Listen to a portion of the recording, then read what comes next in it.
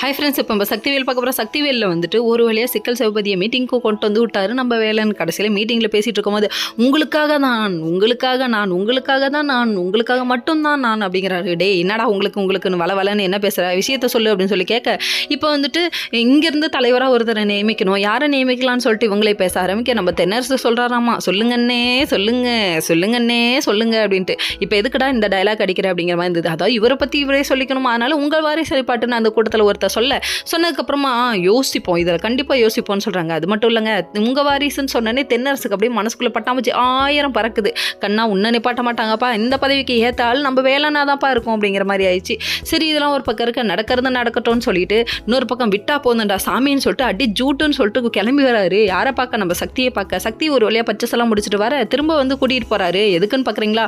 இவர் வந்துட்டு முன்னாடி பைக்கில் உட்கார வச்சு கூட்டு போகிறத பார்க்கணுமே, பொண்டாட்டியை முன்னாடி உட்கார வைக்கிறதானே, பின்னாடி பாட்டியை உட்கார வைக்கிறதானே, ஐயோ பாட்டி இருக்கிறது கூட தெரியாமல் ரொமான்ஸ் பண்ணுறாங்க, என்னையா இது சூழ்நிலை அப்படிங்கிற மாதிரி ஆயிடுச்சுங்க. அதுக்கப்புறம் சரி விடுங்க, நல்லா இருந்துட்டு போகும், நீடூழி வாழ்கன்னு ஒரு ஆசீர்வாதத்தை போட்டு பாட்டி இருந்துட்டு இவங்களுக்கே தெரியாமல் ஒரு புடவை எடுத்துகிட்டு வந்திருக்காரு. அதுவும் பார்க்க பளபளன்னு கண்ணு குளிர்ச்சியாக இருக்குது. இதை எடுத்துகிட்டு வந்து வீட்டில் கொடுத்துட்டு டயலாக் வேறு அடிக்கிறாரு.